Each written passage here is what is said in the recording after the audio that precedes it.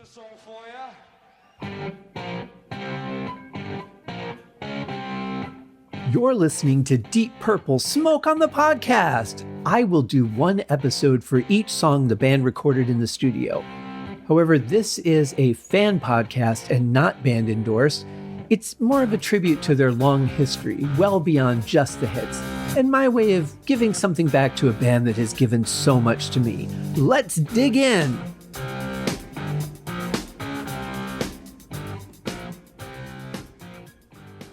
Hello and welcome to Season 25, Episode 39 of Deep Purple Smoke on the Podcast. I am your host, Scott Haskin, and here we are wrapping up the initial run of solo revisits.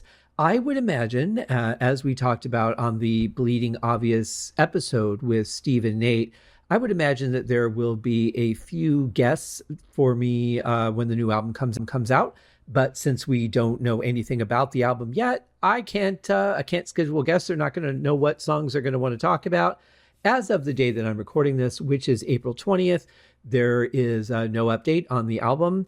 The most recent thing I've seen is still June. I haven't seen any artwork, any further announcement, any promo, anything. I'm looking forward to seeing what different options are available. If they're going to do like, a box set with a t-shirt and all that stuff like they have for the last couple albums. I would imagine so, because Ear Music is pretty good at that kind of stuff. And the last few albums have been pretty successful for the band. So I would imagine that there will be some sort of deluxe box set release along with maybe a couple of different colored vinyl options, maybe a picture disc, CD, DVD, possibly if they've done a documentary on the making of the album, which they have fairly recently for the last couple. So I see a lot of possibilities. What they'll actually do, I have absolutely no idea, but I do know that I am very excited to see them in September in Las Vegas, where I am hoping to be moving back to this fall. We shall see. If I can find a good set of circumstances to move back there, then I will. Otherwise, I have backup plans in mind, but we shall see how that goes when the time comes. For now, looking forward to potentially meeting up with a couple of you guys out there. Definitely looking forward to that. Will be very cool to, it's always cool to meet people in person. Like I remember when I met up with Nate and John from the Deep Purple podcast, and I've met up with Rich before. We all met up in Michigan, drove to Chicago to see Deep Purple on back-to-back nights. Also saw a couple of people that we know through the community. Chris L. from Pot of Thunder was at the Chicago show, so got to hang out with him. And had one of the patrons for the Deep Purple podcast show was there. It was really cool to be able to connect with people in person, even if you only get to do that once with a person. I think it gives you a different sense of a person. They're not just text on a screen or something. They're, they have an essence and energy to them. You hear their voice, you get a little bit more of who that person is. So those are always great opportunities. So I'm hoping to meet up with a couple of you guys while I'm out there. And go check out my friend David Rosen's shop, Wax Tracks, which is a vinyl store out in Vegas. It was not quite near where I was living, and I never really got the chance to make it out there before I sold the car. So hopefully I will have the time. That is part of my plan to see while I'm out there and get some of my very, very missed fish tacos at Planet Hollywood. Lots of cool stuff, guys. Really looking forward to it. More on that, possibly in the future. I don't know, because this show will be ending soon, strange as that is to say. We have the new album, and then we'll have just a few of the catch-up episodes and then a few additional solo reviews. And that's pretty much it until the band puts out something else new, whether it's a single, which I will happily cover any studio singles, because this show, I want it to be as comprehensive as possible. If I have missed any Deep Purple songs up to this point, please do let me know. I believe I have found every completed studio song. I'm not talking about jams or anything like that, because there's plenty of those, especially on the deluxe editions, which are pretty cool. But as far as completed studio recorded songs, that's what this show is all about. And so, yeah, seriously, though, if I missed any Deep Purple songs, please do let me know. Very important, because I want to be as complete as possible. Now, we are going to get into today's song. This one's Bleeding Obvious. Here it is.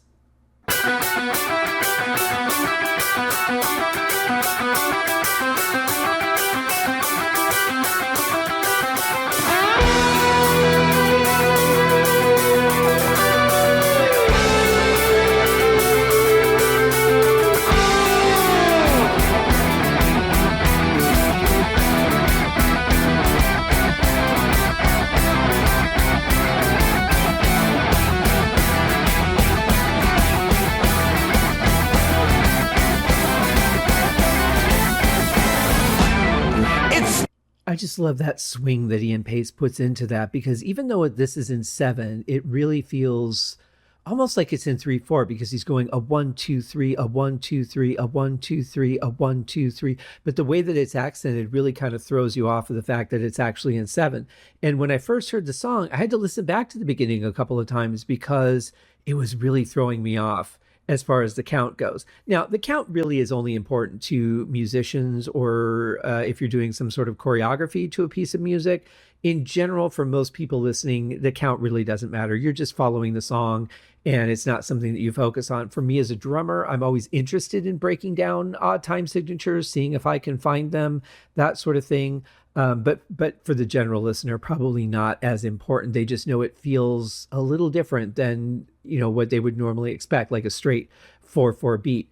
But it's a lot of fun. I mean, there's so much going on in this intro. The layers of great. The keyboard interaction with the guitar, as always, is just spectacular.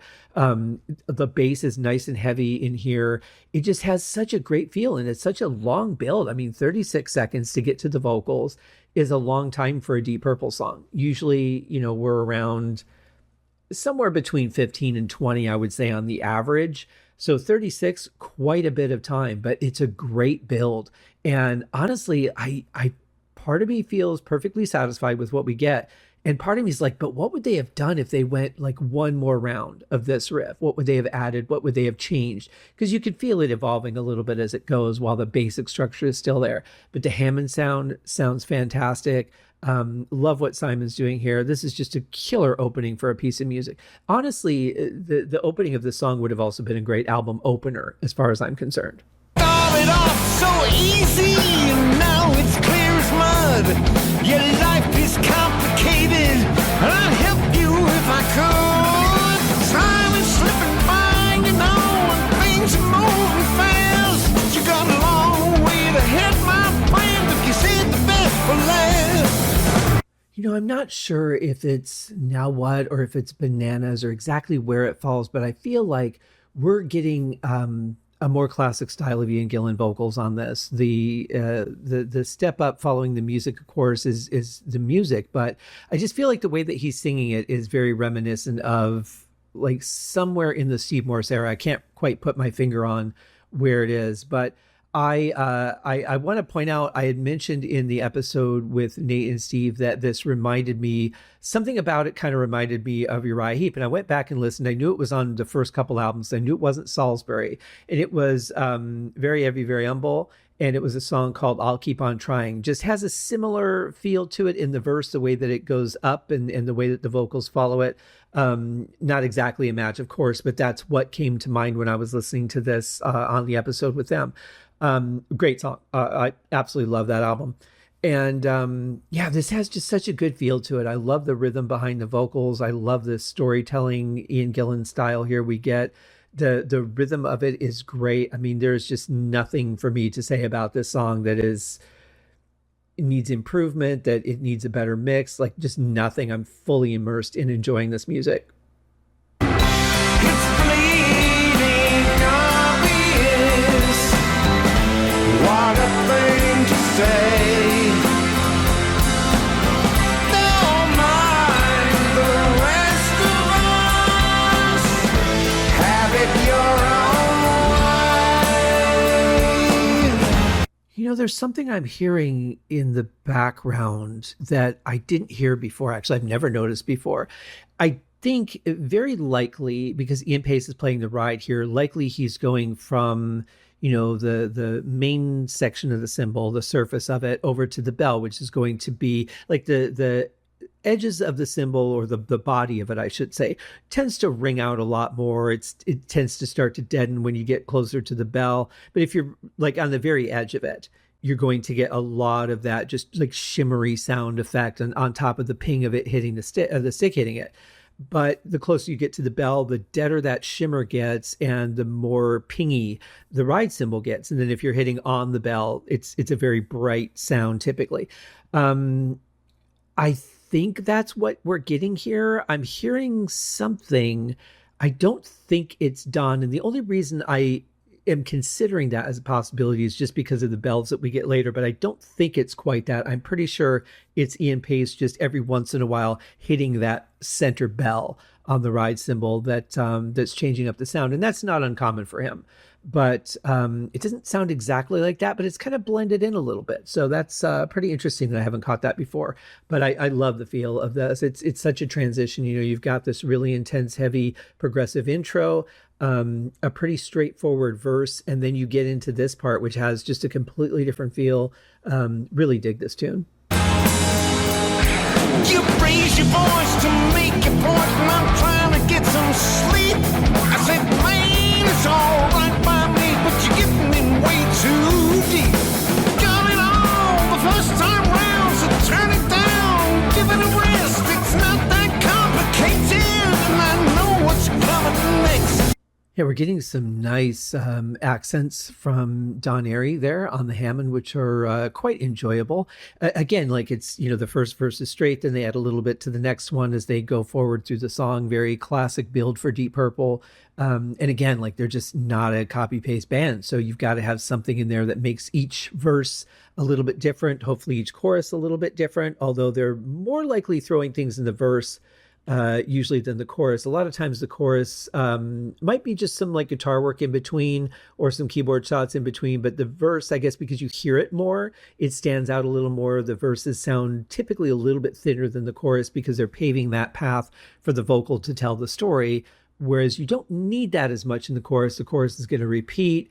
It's usually a layered vocal with backing vocals or, you know, some kind of thing that makes it really stand out. So it's a completely different writing process from a verse to a chorus, but definitely interesting. And I just love the particular jabs that he's making at the Hammond there. Sounds really good.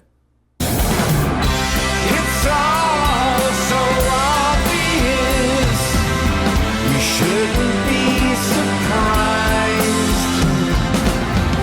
but I find it curious they don't have it in your sight.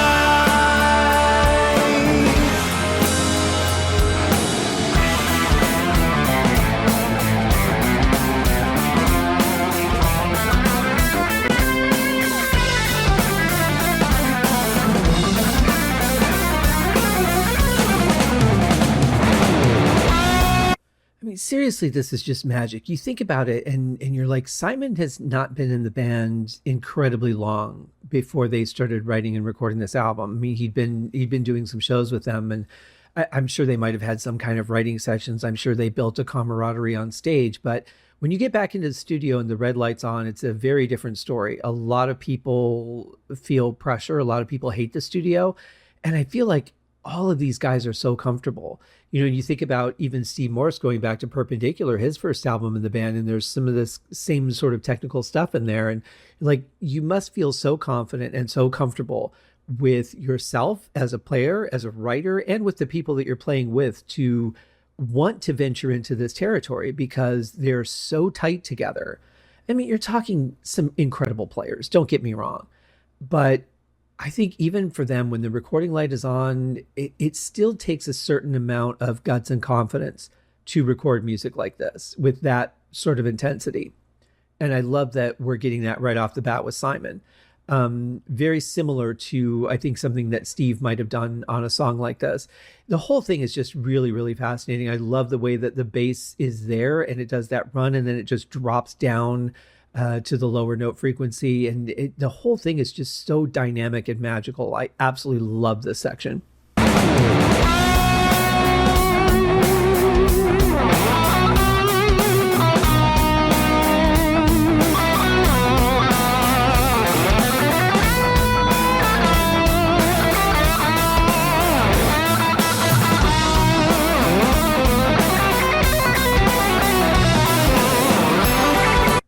what, guys? I'm going to play this section again. I'm sure that most of you were listening to the guitar solo here, but I'm going to play it again because what I want you to do, I want you to forget about the guitar solo. Just forget it. Just forget it. Listen to what the rhythm's playing. This progression is so interesting and so unique. I have to just give a huge shout out to it and give you guys an opportunity to really focus on it. So again, ignore the guitar solo, as great and wonderful as it is to listen to, and really just listen to the progression of the backing track.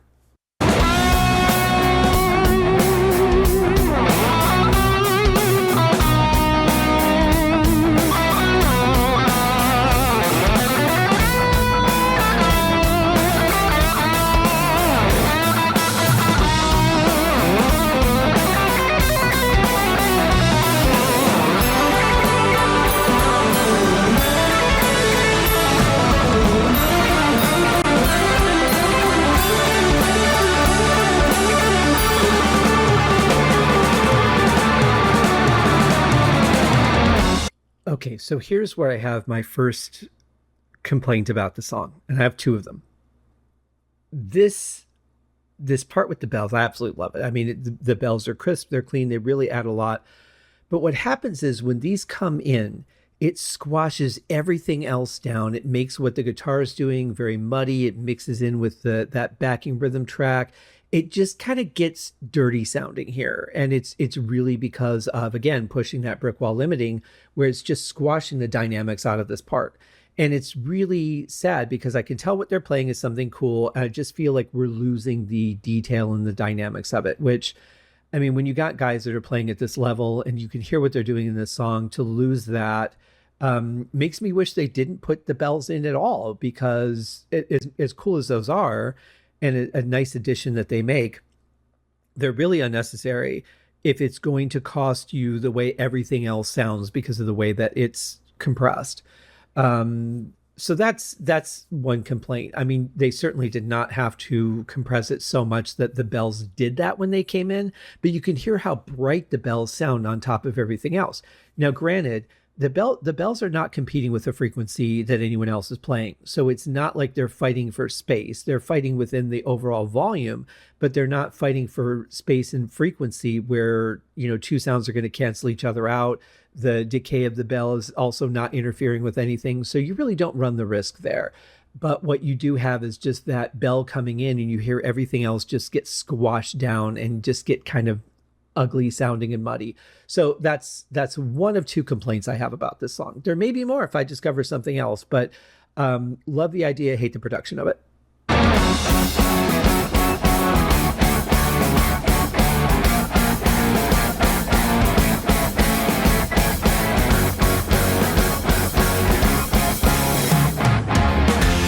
It's almost like they're saying, what's a weird note that we could go to next? And then what's a weird one we could go to after that? Because I don't think I've ever heard quite this order of notes before. And this is what I was saying about the rhythm or the backing track during the solo as well. It was very interesting note choices. And that's something I really dig about this song, is I feel it is to some extent a little bit experimental, a little bit maybe Frank Zappa, you know. Musically, Frank was doing a lot of things that nobody else would be doing, for, you know, good or bad. That's up to the listener, but making interesting choices. And I feel like this series of notes are a series of very interesting choices. I have forgotten where we started, 'cause somewhere along the line, the salient points departed and parked itself in a back street in a lonely part of town. It was lost in the fog of time. You started so well, then went off on a trip around the world, everywhere under the sun. If you ever return, we'll see if you learn that it all adds up to one. actually like that the vocals are a little bit misaligned at the very end part of that. Just where he says it all adds up to one. I think that's actually pretty cool because everything else is like so perfect. It's just him. And then when you have the other tracks come in there, it just adds like a little bit of swoony headed feel to it. And I think that when you're saying something that's important, you're really kind of alluding to the album title. I think that's a nice effect to have on that. But then I like how we come out of this part and just go right into something heavy again.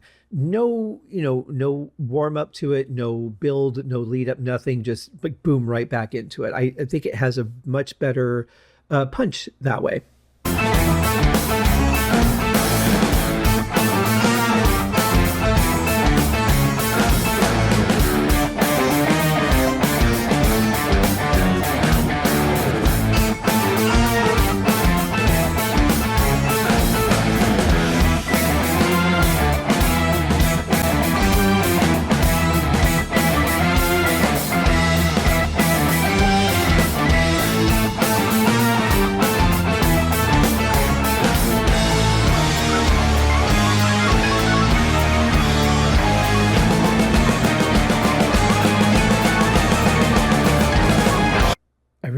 When I first heard this, I thought for 100% absolute certainty that Ian Pace was going to do the space truck and roll. He's starting with the snare roll. I thought he was going to increase it and then do the buzz roll at the end and go back into the song.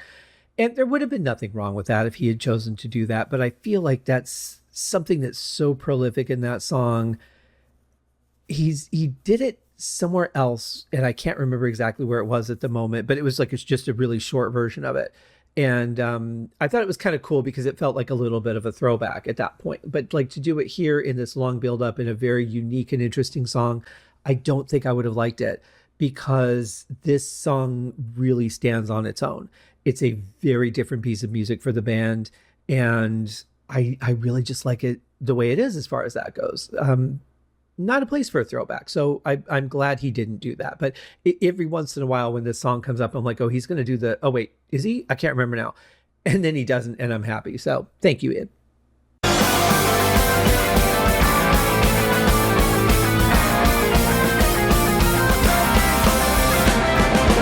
know you think I'm stupid, but you got to give me time. I'm sitting with my hand up, but you send me to the back of the line. Too much when the light's a little of me. You say this and that, who knows what is so hard to believe.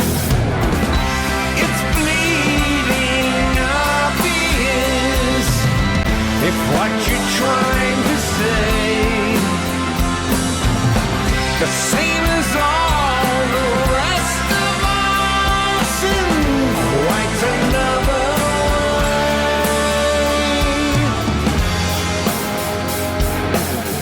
One thing I talked about with Steve and Nate when they were on the original episode covering this song is that I really like how, after they do the verse and there's the chorus and they drop down into this like melancholy note. And here they're changing the note a little bit. It doesn't feel melancholy. It feels like it has a little bit of hope to it. And I think this is such an important note here. It might be the most important note of the song because it really changes the optimism in it for me. And I like that. Like here you've got, your verse, your chorus, and then, all right. And then you go into whatever's next and, come out of it and do it again. But here it's like we're heading towards something. We have a much better outlook, feel good things are on the horizon. And it's amazing just how the change of one note or one chord can do that. And I think that's such an important note here in this song.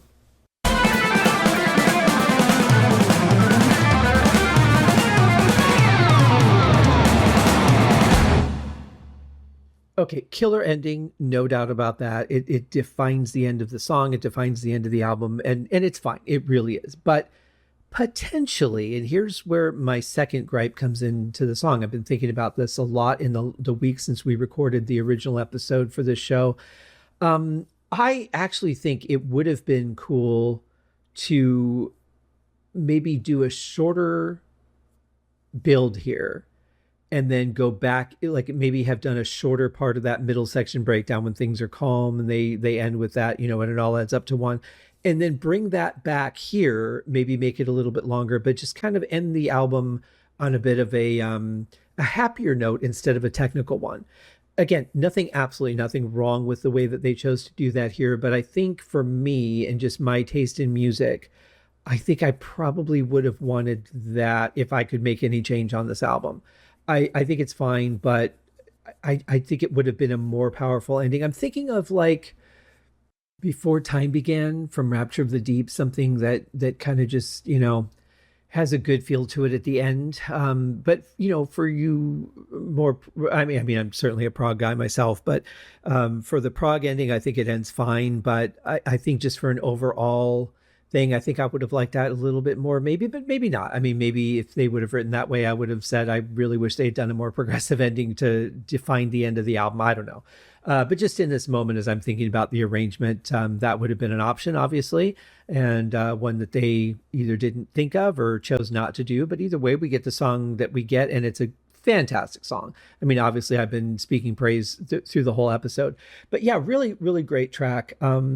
I don't know what else to say about it that I either haven't said in this episode or that we didn't cover in the first one. But there is one thing I do want to add. I talked in the original episode about the comparison from the beginning of the solo to War by Joe Satriani. So I think it would be interesting for you guys to see what I'm saying and decide for yourself if it might be a throwback or not. I don't know.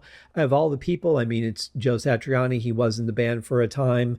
I still wonder what a recording with him would have been like, what the writing sessions would have produced. I think it would have been very interesting, but we'll see. So here is the beginning of the solo from Simon, and I'll just kind of refresh you guys on the section I'm talking about here.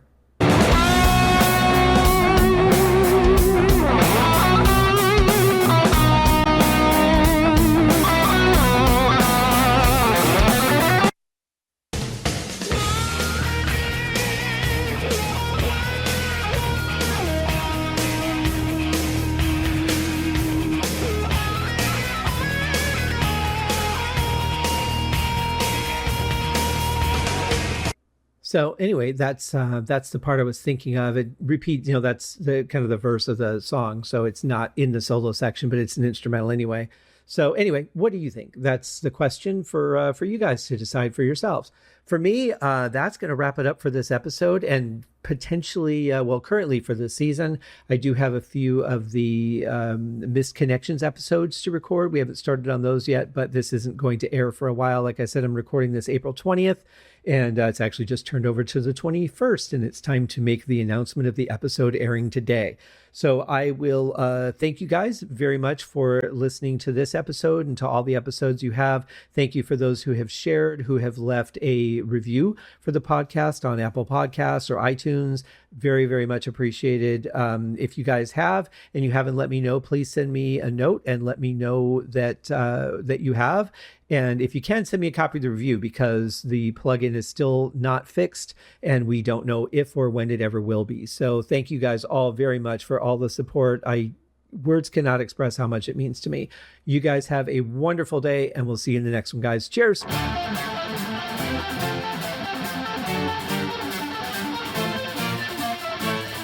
Thanks for listening to Deep Purple Smoke on the Podcast, a tour of the entire Deep Purple studio recordings. Please remember to give the show a rating on Apple Podcasts or wherever you're listening. Leave a comment and tell your friends. I also have a Patreon set up if you'd like to support the show. You can also write to me at smokeonthepodcast@gmail.com. I hope you enjoyed the episode, and thanks for listening.